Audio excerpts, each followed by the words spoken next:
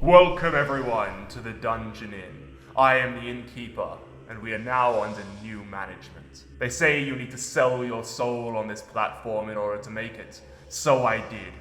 Now I'm just another lifeless, passionless husk begging for your attention. Do you love me now? Will you subscribe now? Ring the bell.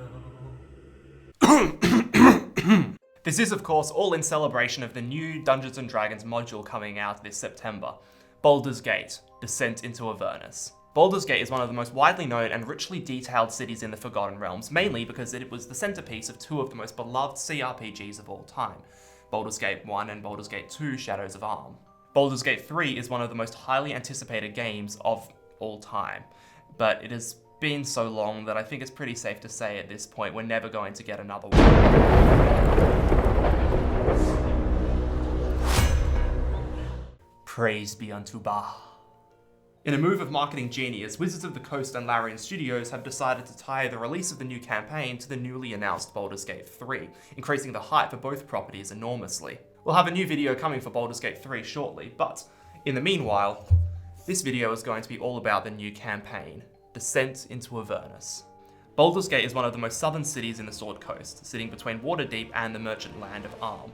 It is a rich city whose trade and influence in the realms is rival to that of the great city of Waterdeep, and certainly holds more sway in the south than the City of Splendors. It was described by one of the designers of Descent of Avernus as being the Gotham of D&D, a rich and powerful city plagued with problems and crime. But despite its troubles, it is a welcoming city that prides itself on its inclusiveness, being one of the most culturally diverse cities in the realms. The city is often described as being masked in mist, its buildings clinging to the rocks that line its river home. It is divided into three distinct areas: the upper city, home to the wealthy, the lower city, home to the tradespeople and workers, and the outer city, where the unemployed and impoverished exile beyond the city's walls. The city has been through numerous political revolts in its time, but currently it is ruled by 4 dukes elected by the people to serve until they die, with one of them serving as the Grand Duke, who represents the city's interests in the Lord's Alliance. All decisions made by the Parliament of Peers in the city must then pass through the dukes, and without majority support among them, their decision is rejected. Because of this, there are effectively only 4 individuals who make decisions for the whole city. If a lobby or group wants to gain power within the city, they need the support of at least one duke to have a hope of succeeding, and the Council of 4 are widely regarded as the most powerful people in Baldur's Gate. Other powerful organisations within the city include the Flaming Fists, a privately owned military company that has been equally responsible for the defence of Baldur's Gate in tandem with the City Watch. And if you have played Tomb of Annihilation, don't be surprised if you see some of the characters from that campaign popping up here as well. Criminal activity in the city is uniquely united under a single organisation known as the Guild, comprised of many smaller independent groups like the notorious Xanathar's Thieves Guild. The Guild is led by a single, unassuming woman known as Ninefingers, who hides a patient and devious mind behind her plain appearance. She has a host of other kingpins who work under her, keeping the peace between the members of the guilds to ensure that they stay united as one powerful criminal whole. The city has a bloody history, and is most well known for being the centre of a plot to revive the deceased god of murder, Baal, over a century ago. This plot was the central storyline of Baldur's Gate 1 and 2, so I won't go into it here, but it was a dark and bloody time for the city that eventually ended when Abdel Adrian, the stand-in character for your player's avatar in the story, established himself as the Grand Duke of Baldur's Gate and foiled Baal's plots to return. When the spell plague hit, the city was actually relatively undamaged, signalling it as a haven for thousands of refugees who were displaced by the crisis. And over the next 100 years, as the world recovered, Baldur's Gate grew only in prominence and played an important role in restoring peace to a chaotic realm. There are a bunch of resources about Baldur's Gate from previous editions of the game, but today I want to focus on one in particular, and that is a little-known adventure that was released during D&D 5e's playtest, or D&D Next, known as Murder in Baldur's Gate. Murder at Baldur's Gate was an adventure released in 2013 as a part of the D&D 5th edition playtest, although the adventure itself is edition atypical and can be run either in 3.5, 4th or 5th edition rules. It is a richly detailed but short campaign taking characters from levels 1 to 3 that updates the city to the present era of the Forgotten Realms, detailing the city's history since the events of the Baldur's Gate games, of which this adventure acts as a direct sequel or epilogue. The adventure starts off with the public murder of Abdel Adrian. It is one of the best openings to an adventure I have ever read. The scene is public, brutal, and establishes your characters as well-known heroes from the outset. Adrian's murder sets a dark tone for the campaign, and the players are left to deal with the power vacuum created in his absence as political factions left and right begin to vie for power. It is a heavily political campaign that is very well written, and it breaks the D&D formula in a lot of ways that I can't really go into here without getting into spoilers, but let's just say heroism isn't really the goal or the conclusion to the campaign. Because of its political basis and pseudo-sandbox nature, as well as being setting atypical, it's a lot of work for the DM. Not only do you have to plan everything that could happen in the city, but you need to find all the monster stat blocks, find all the maps for yourself. It's definitely not the most user-friendly module out there. But nonetheless, I plan on playing it before I actually start up a Descent into Avernus campaign myself, because the core campaign is just that good. But what does all this have to do with the upcoming Baldur's Gate adventure? Frankly, I don't know. I doubt they'll just do away with murder in Baldur's Gate, considering it was written by Ed Greenwood, the creator of the realms, but at the same time, I totally expect them to update a lot of things now that 5e's actually come out. And of course, there is a different creative team in charge of Descent into Avernus as there was Murder in Baldur's Gate, and they could have very different ideas with what they want to do with the city. So take everything that I've been saying here with a bit of a grain of salt. This is what I think will happen, but we won't actually know until the campaign comes out. But it's not the Baldur's Gate part of the campaign I'm excited about. It's the Descent into Avernus. Avernus is the first layer of the 9 Hells in the D&D multiverse, which means, saddle up everyone, we're finally going to the multiverse! Soon, precious soon.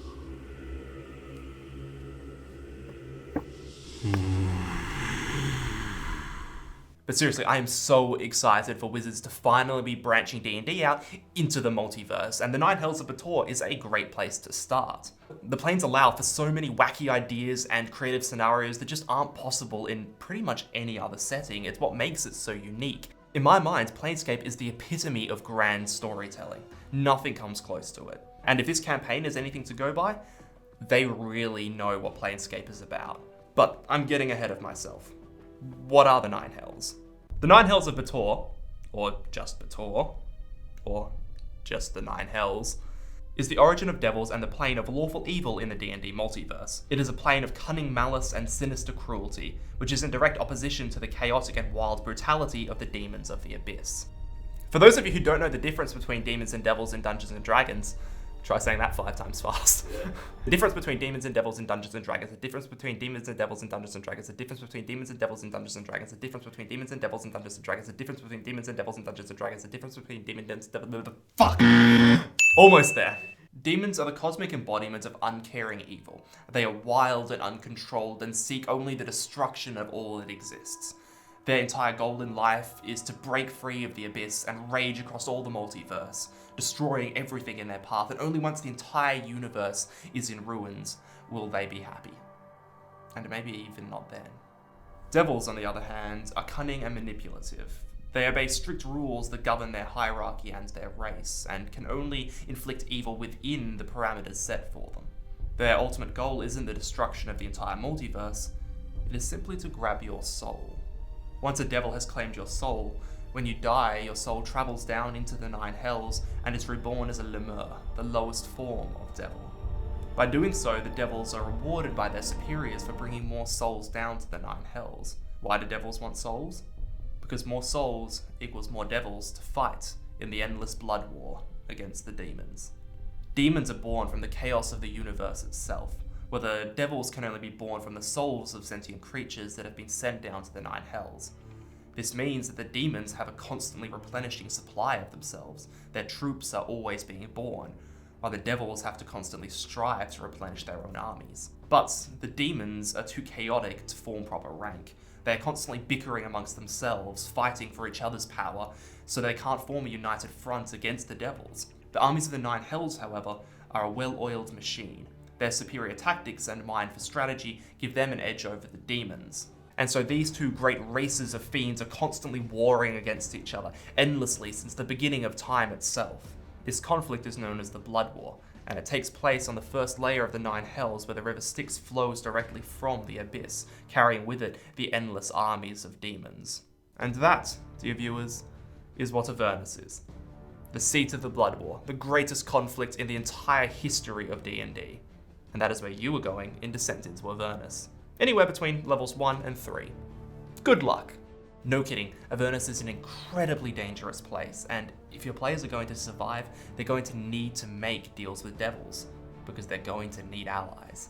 But don't worry, they're not going to be thrown directly into the heart of the conflict. Instead, they're going to be on the fringes of the Bloodwood. Out there across the desolate wasteland of Avernus, the blood-soaked earth is ruled by the warlords, who patrol their territories in raging war machines fueled by demon blood.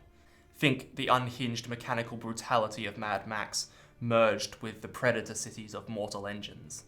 And if that doesn't appeal to you, first off, what's wrong with you? That is the most badass premise in the world. There is nothing that exudes as much raw, primal awesome as a D&D campaign where you are driving huge, demon-fueled war machines across a desolate wasteland on the fringes of the greatest war in history in literal hell.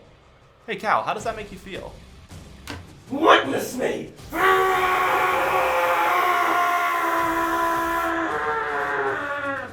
Couldn't have said it better myself.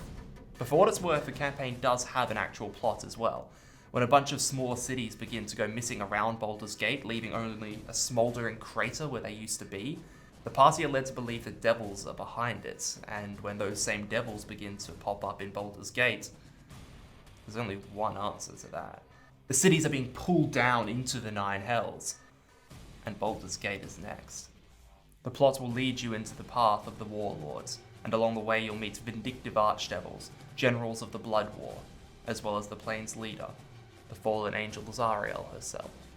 And because this game holds the Baldur's Gate label, I'm sure somewhere in there there'll be a plot by Baal to gain even more power, because it has just been revealed that Baal, as well as the rest of the Dead Three, who could also just very well appear in this campaign, are actually mortals at the moment, wandering through the Forgotten Realms. Powerful mortals, demigods pretty much, but still mortal. As if this campaign didn't have enough going on in it already. The god of murder walking the cities, entire cities being reduced to smouldering craters, infernal war machines in literal hell.